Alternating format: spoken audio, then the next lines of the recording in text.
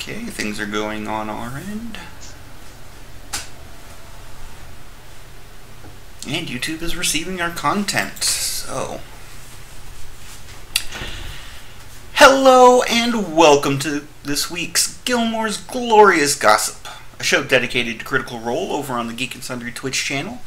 Welcome to everyone joining us live, and as always, if you can't stay, we will be posting this on Monday. Many thanks again to Griffin Malcolm at Malagriff for our logo. This week featured more amazing pieces of art, and many eternal thanks to everyone who allows us to use their art. There are so many amazing artists and builders and just everything within our community, and it really is a pleasure to be allowed to feature your stuff. The current art is by Kyla, I hope I said that correctly, at Hyperbali, Hyperbali, over on Twitter. And later you'll be seeing fan art by John Herzog, at John Herzog Artist, JONHERZOG Artist. J.K. Harrison, at Deadpan Pool. And Chris Madison at CMadison13. That's CMADDISON 13. In Chris's submission for the art is not the traditional ink and paper or digital art that we've been normally featuring. This is a picture of what Vox Machina would look like in Lego form.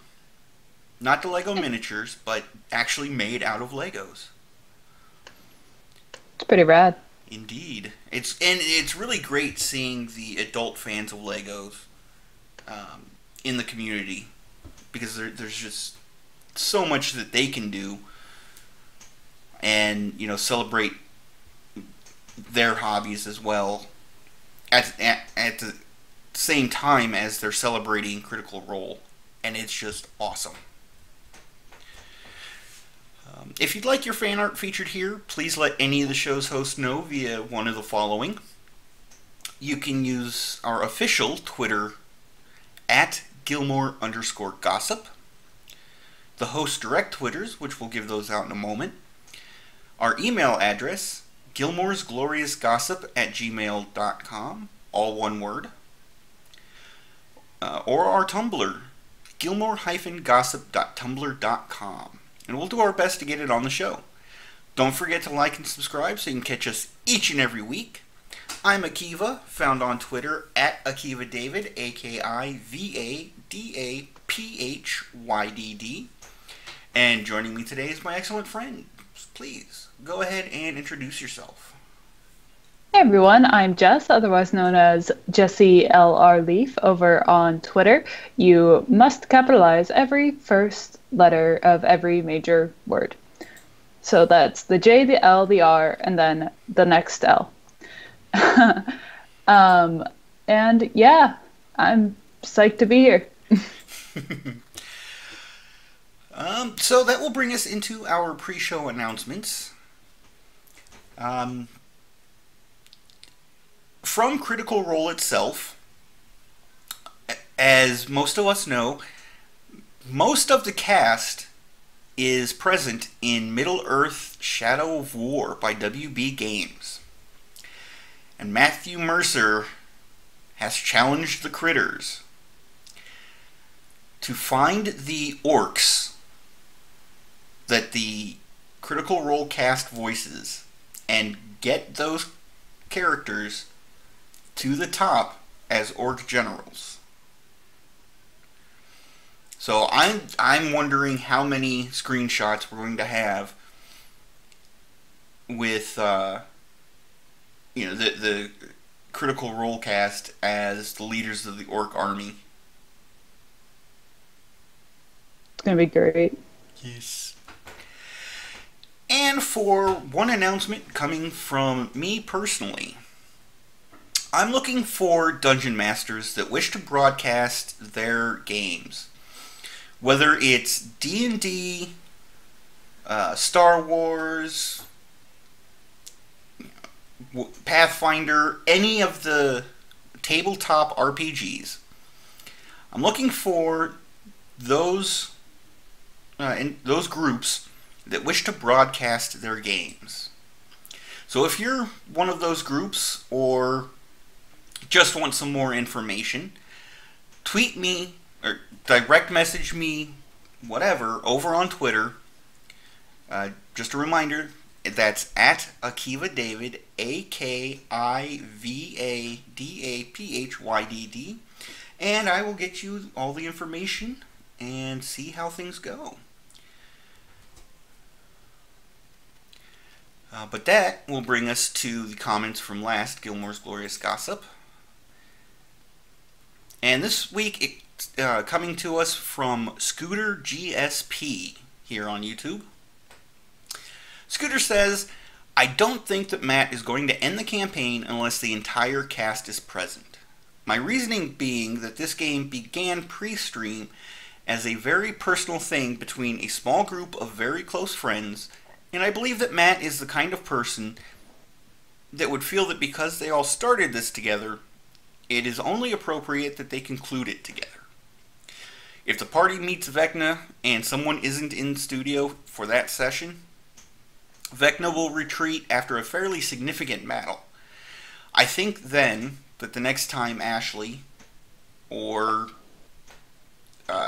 any other cast member that wasn't able to make it is able to play in person, and if everyone else is present, that is going to be the final session for the campaign, one way or the other.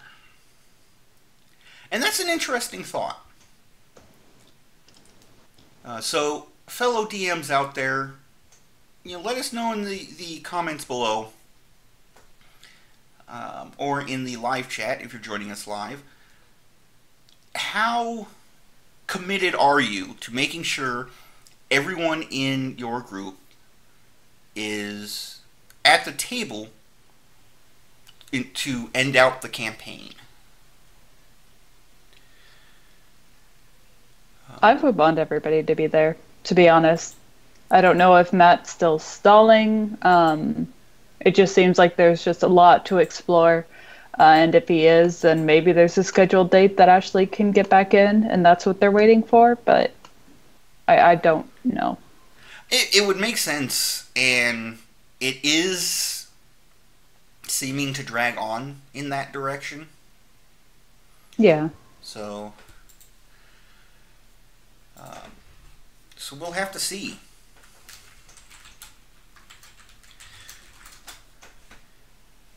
But this week there are no Talks Machina moments, primarily because there wasn't a Talks Machina. And the one previous, applied to episode 110, but I think we've actually covered everything that was covered in that one already. Yeah. Not necessarily verbatim what Talks Machina said, but... Yeah, there was just gossip and little details strewn about Percy and Vex's life together. Whether or not Taliesin was talking about, he doesn't really mind if Percy goes out during this final confrontation. He's fine with dying, but he's also fine with living on. He just wants it to be glorious.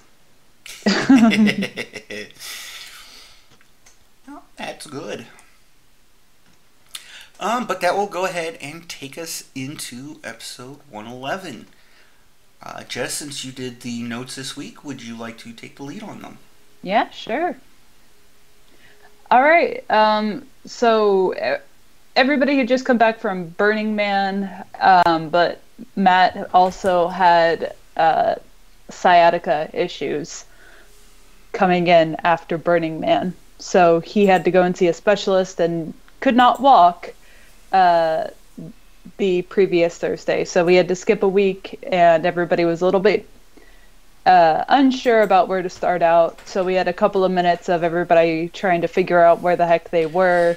Sam wondering out loud, how do you play D&D?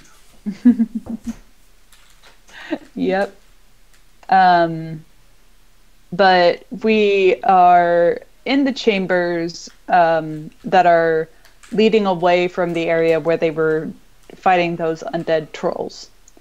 And we have Vax going forward to go on and check the tunnel for traps. And we get this cute little confrontation with Vax and Vex, where Vex is warning him, hey, don't go too far away from me, say like 40 feet ahead. Stay within 60 feet. Yeah, stay within 60 feet. And Vax just turns around literally like 10 paces in front of her and says, okay. Yeah, because she was saying that over the earring, which just was hilarious. Very. So we get the tunnel gradually going at an incline, but soon they find out that it's blocked due to rubble having fallen because of the Titan shifting in several places. So Vex and Vax head up on the broom to inspect the blockage and realize they're going to need somebody to remove all of it.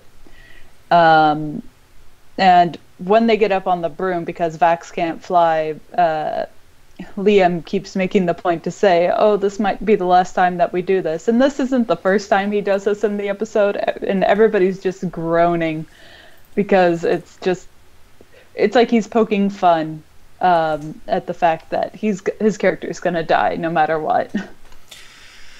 Yeah, but I mean, even if his character wasn't going to die, once they fight Vecna, that's pretty much it. Yeah. So. So they head up on the broom. Scanlan, Keyleth, and Percy are trying to pay attention to the steps to make sure that nothing is changing in the Titan's gate so that they can figure out exactly, okay, well, if he hasn't been, whether or not he's moving faster towards Vasselheim and whether or not they're on more of a time crunch. That I didn't quite understand. Because, why would it's a Titan, why would it need to pick up the pace?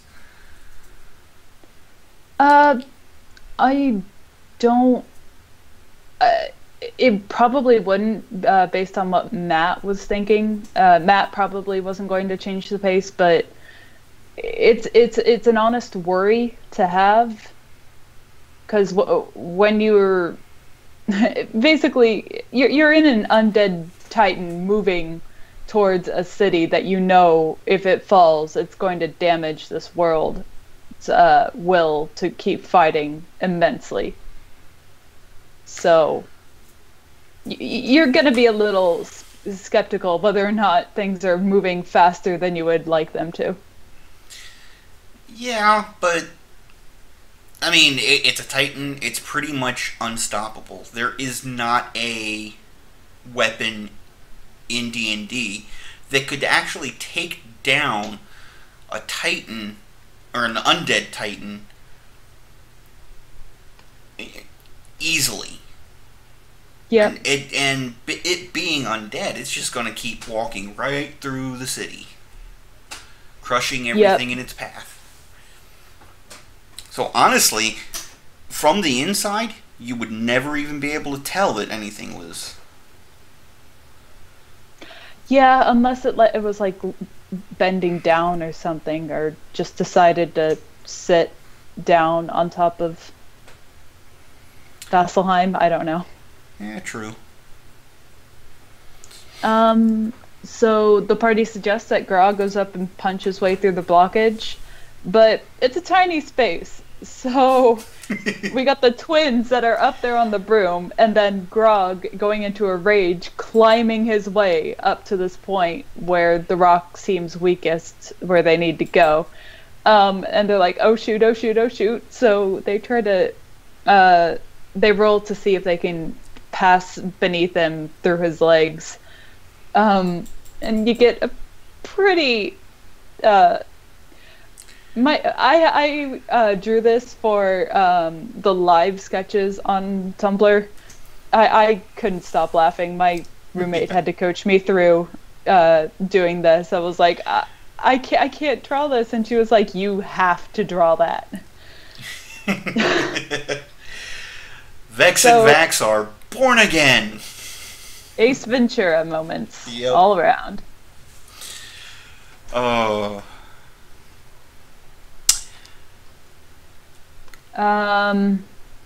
Let's see. So we get them going through Grog's legs, and in time with the steps, so he doesn't make too much of a ruckus, Grog punches through the wall, coming into the next chamber beyond the blockage. And there appears to be a firelit hallway ahead. And the hall leads off into a couple different directions, but one entrance is blocked off. Keyleth, on rolling a natural 20, discovers where the party is currently in the Titan, and they're up in the sternum level at this point. So they're making their way up there. Yep. Shouldn't be too much longer before they're at the head. Yeah. Especially where they ended up last week. Oh, yeah. Not last week, but by the end of... End of 111. Yeah. So we get Vax scooting up into the next chamber that they come to at the end of the hall, and it is a round chamber, 40 feet from side to side. It's pretty small. It's covered in ash, and there's no discernible exit. And the only thing in there is a mirror that's 8 feet tall. Now, Go ahead. There was a little bit of discussion, could this be a trap?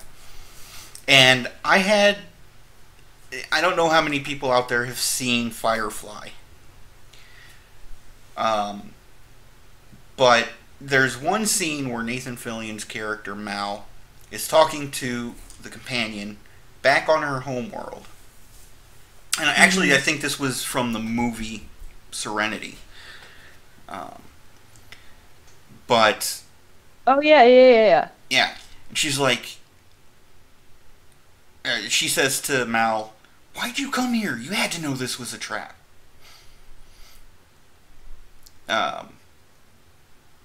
Or no. I'm sorry. That's a different scene. No, this scene was...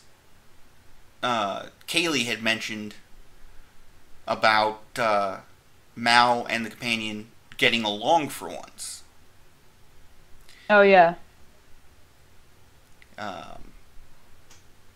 And this was before that other scene that I was talking about. And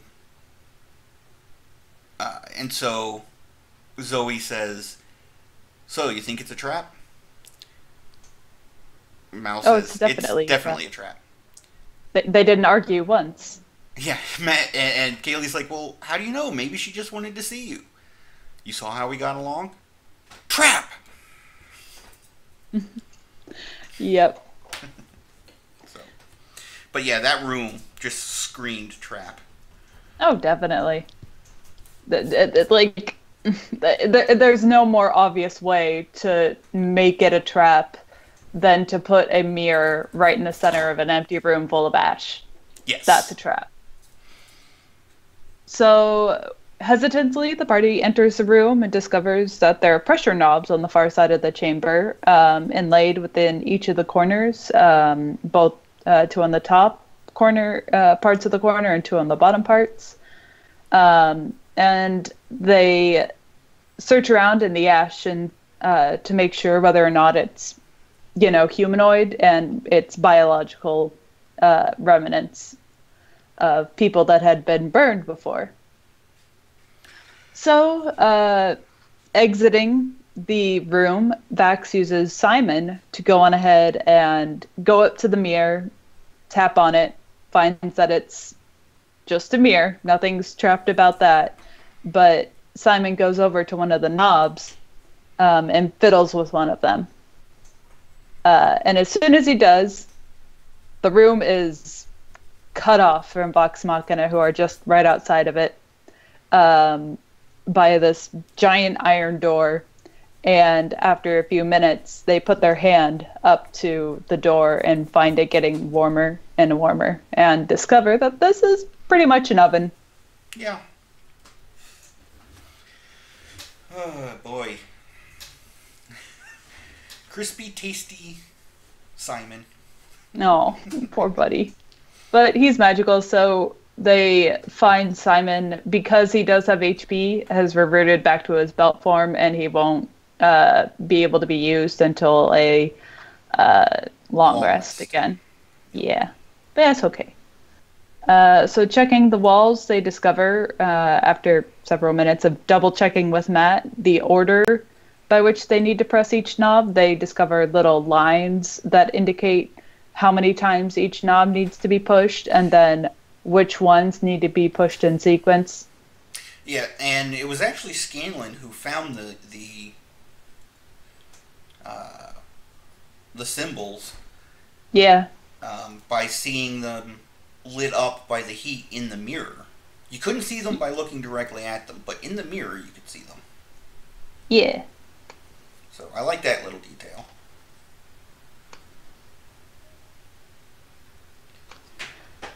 All right. So using that that new sequence, they have Scanlan cast Unseen Servant, which he names Simon 2. And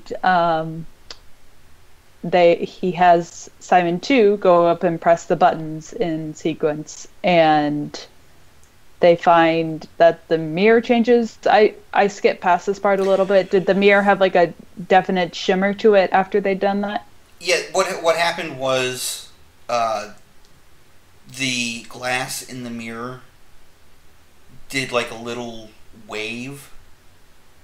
Okay. And then faded away, and revealing the entryway into the next area. Gotcha. So they head through this portal that leads into a hallway with a staircase ascending upwards, which are basically laid out like my apartment staircases. So I was right there along with them, going up 3 flights of stairs, just like, yep, that's my trek every day. Yeah, 3 flights of stairs on a switchback. It sucks. It sucks even more when it's the 7th floor. Oh God. You live on the 7th floor? I was during my sophomore year, but I took them every day. Whew. At that point, I just set up a rappelling tower and rappel down. Only have to worry about getting back up. But, yeah. No, go away, Google updates. Sorry. So, Vax once again takes the lead, looking for traps. And as he's doing so, Liam remembers that he has reliable talents. So it's not. I think his baseline becomes 23. No. If he rolls a 1, his baseline's 18. Oh, okay. I know for one of the talents, one of the twins has a minimum of 23. So, but yeah. Oh no, okay, so 23, now that I remember, is from Vex when she's in her favorite terrain. Yeah. So, okay. But yeah. So he can do no less than 18. Yup. But they eventually come into the cavern that has the center chamber where essentially the city center and probably all of the judicial stuff was held. Right there in the heart of this Titan. The chamber is 100 feet high, And the city below, they can see bridges crisscrossing throughout the city.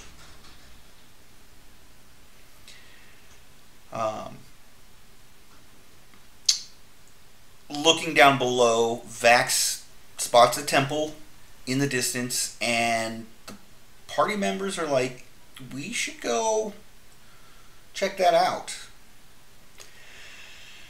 Vax is a little worried about their timetable, thinking, we don't really have time to explore. Let's get to Vecna and finish him before we lose the world. Yeah, and then it becomes a discussion with Vax pulling Percy aside. We got people in the chat telling us about Vax's stealth. Oh yeah, Vax's stealth from John O'Brien is plus 16, so his minimum stealth is 27. Nice. Or 26. 26, but yeah. Yeah. I wasn't going to say anything. But that does bring up the point that the party does discuss several times throughout this episode. Vax no longer has his wings. Everybody is slowly having to reroll hit dice and heal themselves, and running out of those spell slots on top of burning a couple of their spells and sometimes even higher level spells in order to compensate for the dangers that they're facing in here. Yeah.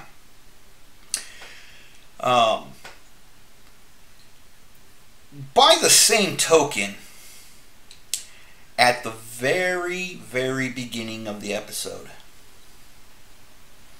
they took the time to remind each other, don't split the party. Got to keep everybody within 60 feet of Vex, because she has the ring that will hide us from Vecna until the last moment. Then Keyleth suggests that they split the party right here and then. And everybody was like, oh, okay. Until Percy was like, oh, wait a minute. Nope, Scanlan. Or Scanlan, sorry. I knew it was that bottom table. And I knew it was Sam. But I was still thinking about Percy's talk with Vex. Oh, okay. So Percy came out. Yeah, that's fine. Oh. So that pretty much nixed that idea. John, you have to make up your mind. He says, no, double proficiency is plus 12 and plus 5 to dex, so I was right, it's 27. Do you get double proficiency, or do you get baseline 10? It's baseline 10 with reliable talent. That's what I thought. In fact, I'm going to check. I have the player's handbook right here. Yep, as do I. You can find it first. Well, I could cheat and open up my PDF, but...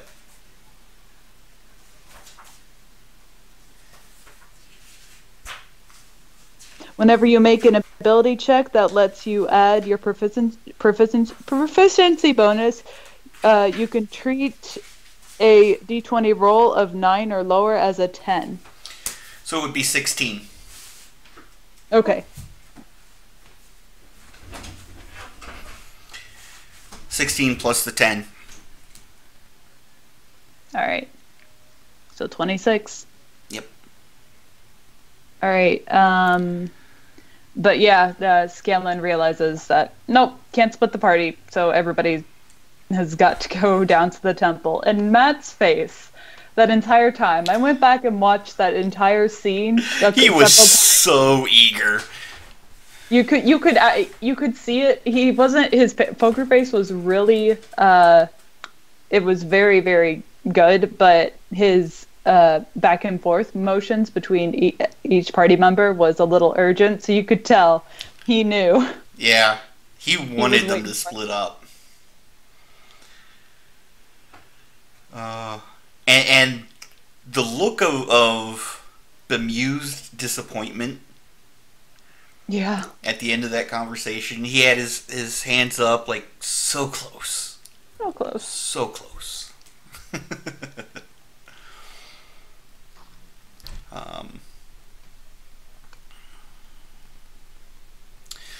So, my notes are not moving. Okay, so Vox Machina heads down into the city, and Keyleth had beforehand cast Pass Without a Trace because if Vex had cast it, then she would be wasting some of her spell slots that she could have used for other things. So Keyleth burns one of her lower level spells for her.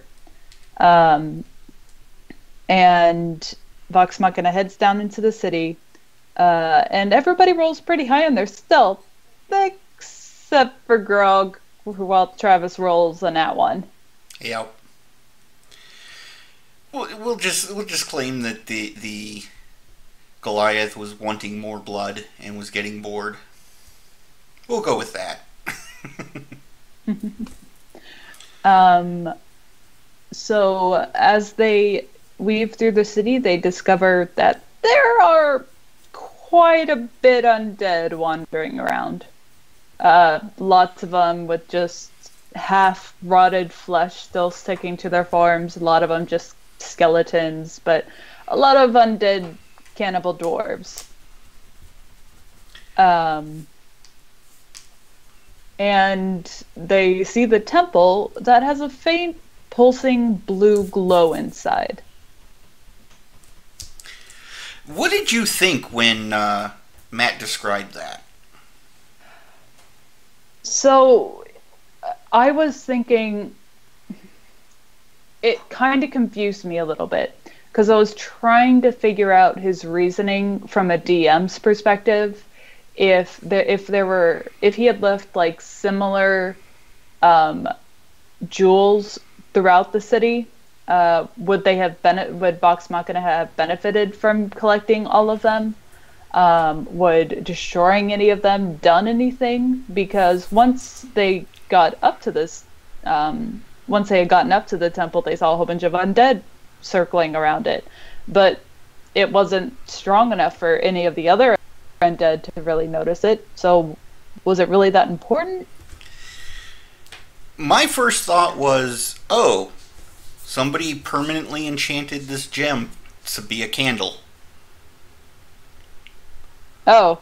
That was my thought. And the fact that Vox Machina wanted it so badly, I was laughing because I think it's nothing more than a light source. Just a little bit of flavor? Yeah.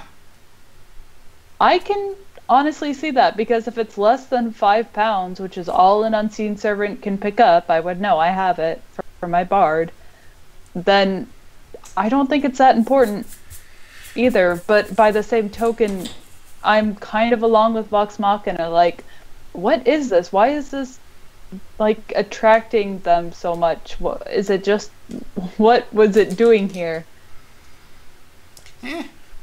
We'll have to find out later, maybe.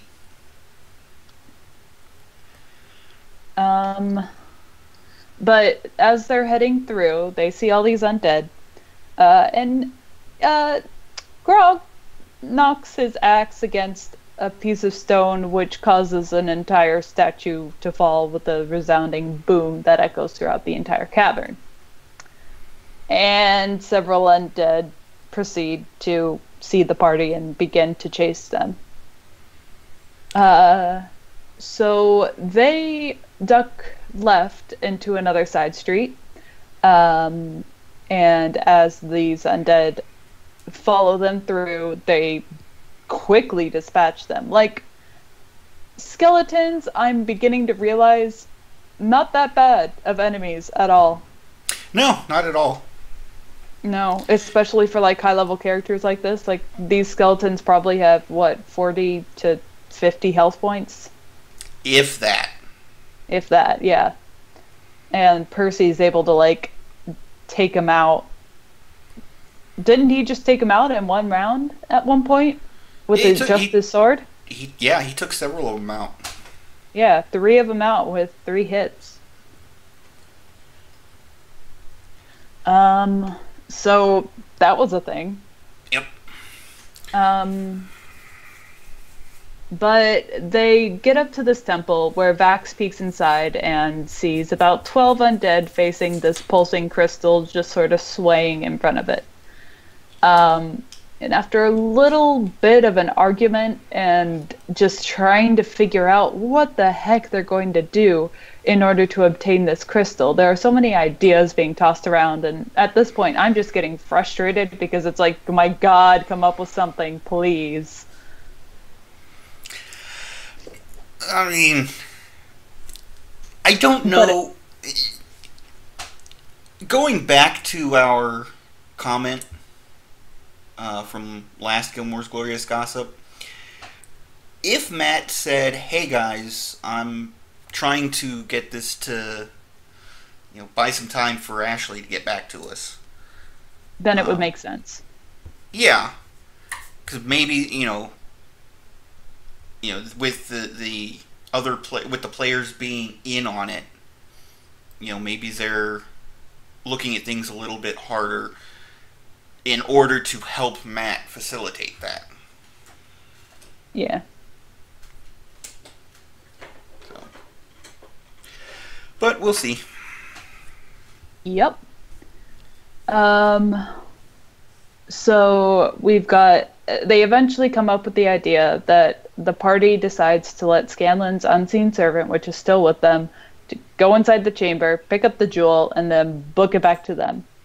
And they create a tiny commotion somewhere elsewhere for the undead to hone in on, which was actually kind of like telling that these undead probably were just looking at this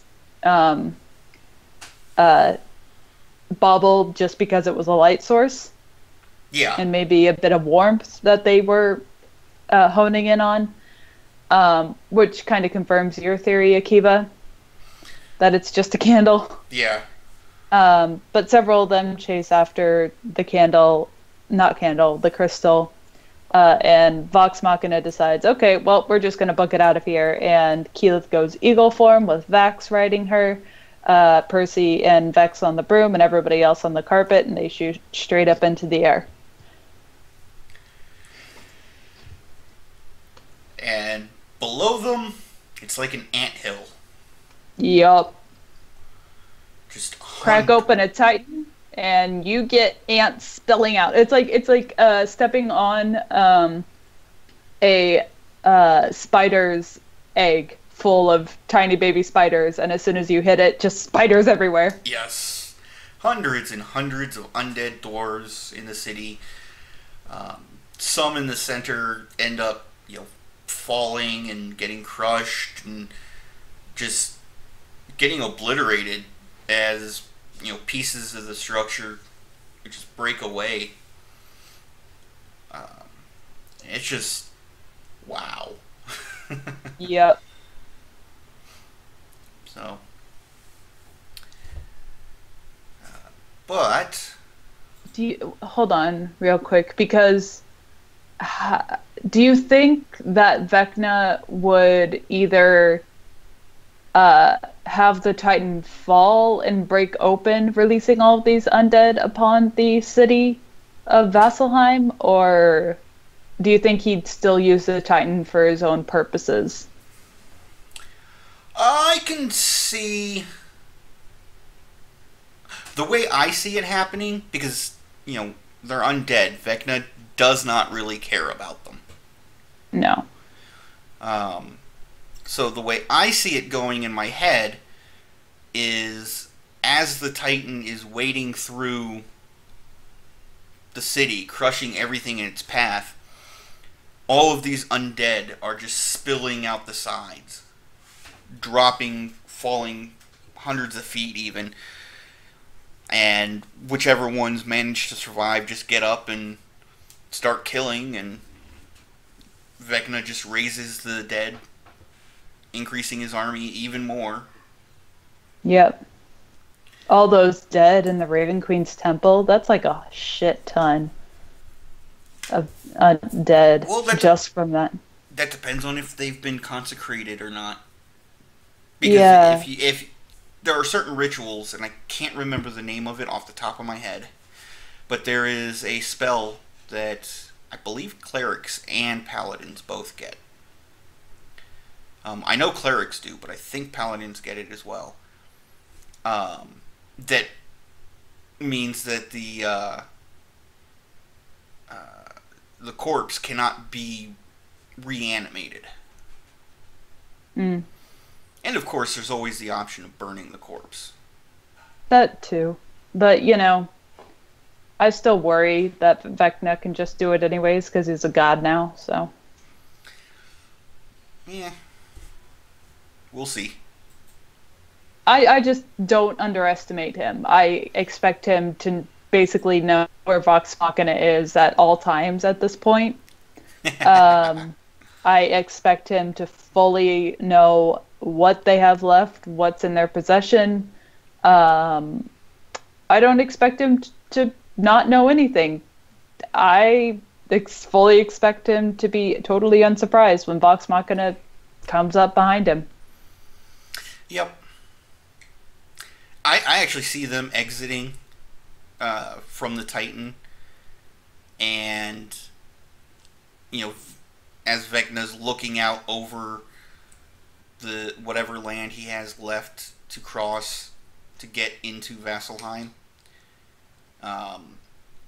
Vox Machina's coming up behind him, and he just talks to them without turning around. That's surely plausible. Hello, Vox Machina. We meet again. There's just also, like, he could throw so many things at them. He could appear to be one of the cultists on their way to try and find him. He could just appear at random places wherever they are. I'm not going to be surprised at any point because I don't underestimate him.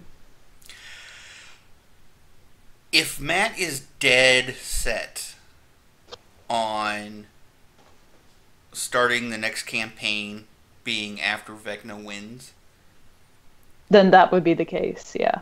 Vecna would probably, multiply himself so that each member of Vox Machina is having to fight Vecna one-on-one. Yeah. So, but I don't think that's going to happen.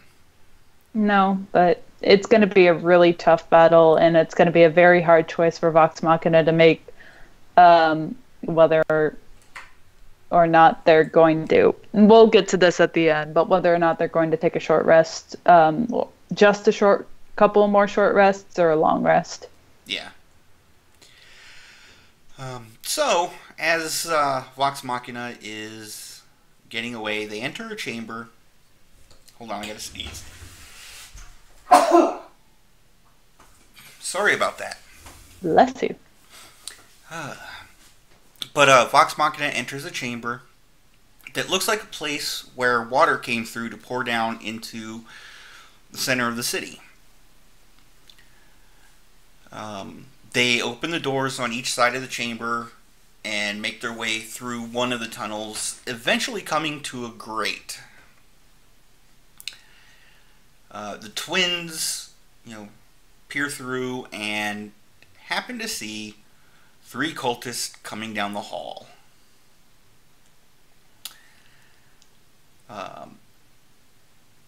They take aim. Vex fires her arrows. Vax throws his daggers. Assassinate. Yes. And they end up taking out one of the cultists and injuring the 2 others. And combat begins. Kiva, I didn't like this fight. I was very frustrated with this fight. What was it that frustrated you? Keyleth could have used Earth Glide. How? If the wall of force is only blocking a certain area, if she turns into an earth elemental and just glides underneath, she pummels those 2 wizards like nothing else, and it's done with. But she'd already used 2. She had. Oh my god, she had. Gosh darn. everything I had been angry about is denied. Yep. No. Because she had already used too many beast forms and elemental Yeah. trans things before. She didn't have any left. Yeah, she had already turned into an eagle, so that meant she couldn't turn into an elemental because she already used one of her slots. Yep. Fuzzballs, Akiva, I threw my sketchbook and pencil at the door because I was so mad that she wasn't doing that. I got really angry. Well, you just got passionate and were trying to get them to win in an easy manner as possible because you know the danger that Vecna presents. Yeah. Unfortunately, it didn't work that way.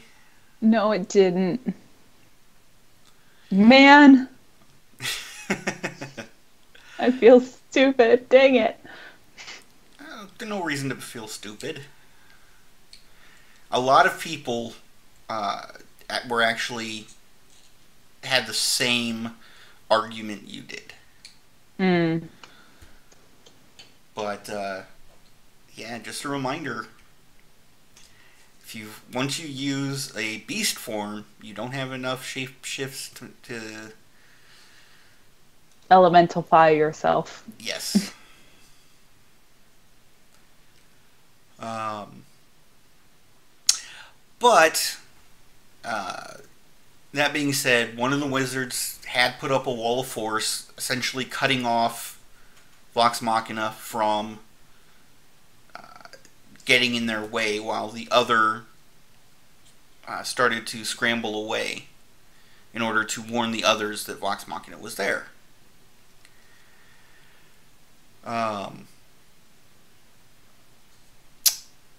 And during the fight, out comes a sphere of annihilation. I have not actually looked up the stats for this. I really should have in preparation. Tell us, Akiva, what is a sphere of annihilation? Because I was not privy to the stats on it. To put it in the shortest possible terms, death in ball form. Force damage? Yes. Massive amounts of force damage. I have to look it up myself in order to get the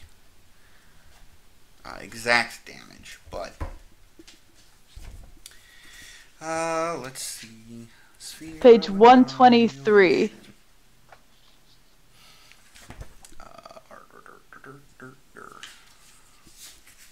This is for you guys out there who don't know what it is. And also us, because I don't know either.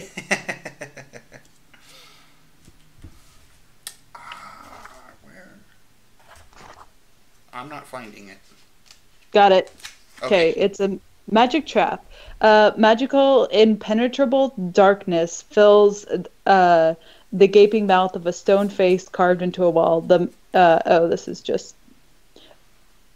Yeah, this is basically just what the trap is. So a successful DC 20 intelligence check reveals that the mouth contains a sphere of annihilation. Oh, sorry. This is more about the trap. I apologize. I think it's something like 10d10.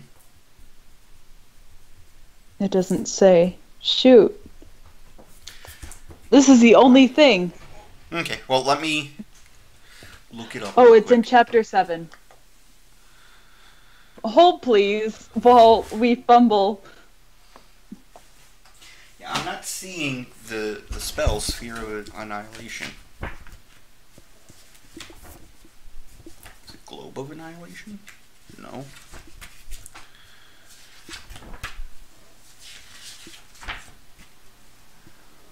Yeah, John O'Brien's telling us she could have summoned a elemental from her staff.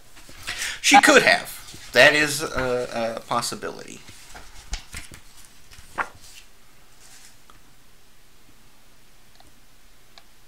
Am I already in chapter 7? Yes.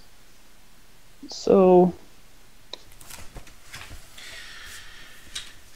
I know it's on the wizard spell list, so let's take a look at that. Sorry, guys. didn't think this would be coming up. I didn't think it was coming up. Sorry. Either. But if you guys have any idea of where it is, let us know in the chat. Yeah, it's not a spell, Akiva, it's an item. It's then I'm looking in the wrong place. Yeah, it's in one of the item charts. Which would be in the DMG. Yep. Alright, so let me take a look in my DMG real quick. I'm so glad that these are all... Nope, they're not alphabetized. That sucks. Found it. It's item numbered 96 in Magic Item Table I. Yep.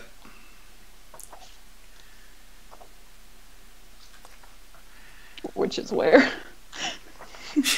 Sorry, I'm trying to do this through my computer because it should theoretically be faster, but my computer is lagging a little bit.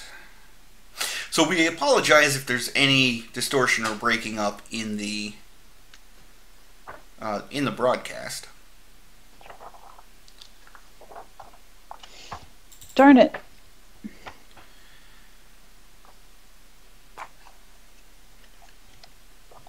Soon as it opens. You'll probably get to it before I do at this rate. I'm on staffs right now. Got it. Yep, told you. This 2-foot diameter black sphere is a hole in the multiverse, hovering in a space and stabilized by a magical field surrounding it. The sphere obliterates all matter it passes through and all matter that passes through it. Artifacts are an exception. Unless an artifact is susceptible to damage from Sphere of Annihilation, it passes through the sphere unscathed. Anything else that touches a sphere but isn't wholly engulfed and obliterated by it takes 4d10 force damage. Oh, it's the 4d10. Okay. Yep. The sphere is stationary until someone controls it. If you are within 60 feet of an uncontrolled sphere, you can use an action to make a DC 25 Intelligence Arcana check. On a success, the sphere levitates in one direction of your choice up to a number of feet equal to 5 times your intelligence modifier. On a failure, the sphere moves 10 feet toward you. A creature whose space the sphere enters must succeed on a DC 13 dexterity saving throw or be touched by it, taking 4d10 force damage. If you intend to control the sphere that is under another creature's control, you make an intelligence check contested with that other intelligence check. The winner of the contest who gains control of the sphere and can levitate it normally. If the sphere comes into contact with the planar portal, such as that created by a gate spell or an extra-dimensional space, such as within a portal, the DM determines randomly what happens using the following table, which leads to the sphere being destroyed. The sphere moves through the portal or into that space, or a spatial rift sends each creature and object within 180 feet of the sphere, including the sphere, to a random plane of existence. Won't that be fun, Akiva? Yep. Oh boy. And I just repeated that for everybody who's wondering why I'm doing that, because just for your knowledge, so that when you're watching this in the future, you guys know the stats of the sphere that the party is using, and if it turns against them, so you know what is bound to happen when they're using it.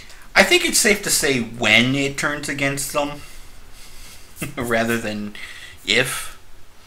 Yeah, I'm pretty sure that Scanlan's not going to be too focused on using it during the battle, so I fully expect Vecna to take a hold of it. Oh, yeah. Now, I would think that the safest bet for Vox Machina would be to have Scanlan just send it straight down. Yep. Get it as far away from Vecna as possible. Yep. We don't know how many of these things, though, he has. True. But getting it as far away from Vecna as possible means there's one less for him to use on Vox Machina. Yep, I definitely don't think they should be using it to bring up to Vecna. Yeah. Scanlan's got too much else to worry about right now. Oh, yeah. But, yeah, once the two wizards are dispatched, as you put in the notes, Scanlan attempts to force his will upon the sphere, fails the first time, and gets 26 points of force damage and part of his face messed up. It's Two-Face Scanlan! Yes. He tries the second time, and of course gets it, as we mentioned. And then the party decides, hey, let's get some information about what we're going to be faced with up when we go up there and actually face off with Vecna. And Pike tries to cast Speak with Dead. And instead of a talking corpse, Pike takes 30-something points of psychic damage. And Vecna's laughter ringing in her head. Ain't that creepy? The creepy part was the blood from the corners of her eyes. I know, man. That was like, oh shoot, Vecna's not playing. He ain't messing. No, he's not. Oh. I mean, just holy cow. Yeah. This is looking worse and worse for Vox Machina. Yeah, it's kind of like doom and gloom central, and I appreciate all of the jokes that they've been telling just to keep themselves positive and just taking everything with a grain of salt with laughter. Oh, absolutely. Yeah, that's keeping the vibe of what would be a terribly dire situation a little less dire. But by the same token, Akiva, wrapping it up here, what do you think they should do? Do you think it'd be smart if they took a long rest and sacrificed Vasselheim in order to face Vecna? Because at that point, we would probably see Vecna in his ultimate display of power that he's been hinting at for so long. I think we're going to see that regardless. I do too, but it's a question of whether or not Vox Machina starts to face him while it happens or after it happens. If they go after him now, then they're dead. Oh. It's going to be darkest timeline for the next campaign. 100%. So their only hope of having a quasi-jovial beginning of the next campaign is for them to take that long rest. Yeah, it's a terrible thing because Matt has already told us that Vecna, everything Vecna does it's happening. It's going to happen regardless of what Vox Machina does. Yeah. They're leading up to a final confrontation, and it's Vox Machina's choice when they want to confront him. But all of these events are going to take place. They're going to happen without them intervening or not. Yeah. So you have to decide, fight Vecna at Vasselheim, or let Vasselheim fall. Probably a lot of your allies get killed that have the city that's been the oldest, permanently decimated and desecrated, the holiest spot on this plane, whether you defeat Vecna or not, no longer the holiest spot. The just fallen forever. It's going to happen no matter what. That city is going to fall. Yep. It all Which sucks, because I really love the Raven Queen's temple. Oh, yeah. I mean, the only question is really how much of the city is going to be demolished. Yeah, how much of it is going to get protected by the divine energies? How much can be repaired after so much necrotic damage has been there? How much necrotic damage is going to affect certain parts of the city and forever forsake it to be a necrotic wasteland? Yeah. Well, I mean, even then, if... I have the feeling that it's going to become part of a holy pilgrimage for just about every religion in Exandria to go to Vasselheim and help bless the lands and repair the defilement. Yep. That would be an interesting plot point after this. Oh, yeah. Interesting world point. Yeah, just like a giant titan is sitting there. There's probably a whole bunch of skeletons quarantined off in one area, and slowly and very gradually, people are trying to, like, fish everything out of the area, and you could probably have adventures there. Actually, that's a really good point. That's, like, the best timeline. Is Vasselheim on the same continent as... I am blanking on the name. Wildmount? No.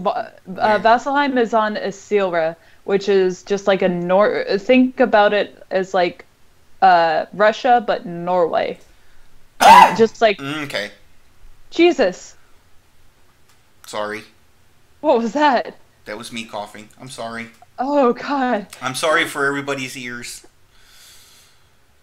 I'm sorry. It's okay. No, but it goes Isilra, then there's Wildmount, like, in the center of all of that. Then there's Marquette beneath that, and then there's Tal'Dorei as, like, the America. But those are all, like, 4 major continents, and then the Broken Isles. Okay. Yeah, I was wondering if Vasselheim was on the same continent as Marquette. Nope. But, okay. I read the Tal'Dorei campaign guide. I very thoroughly know where each placement is. I'm still in the process of reading it, but as I'm reading it, I'm converting it into a digital format for my games. So that's why it's taking me longer than most.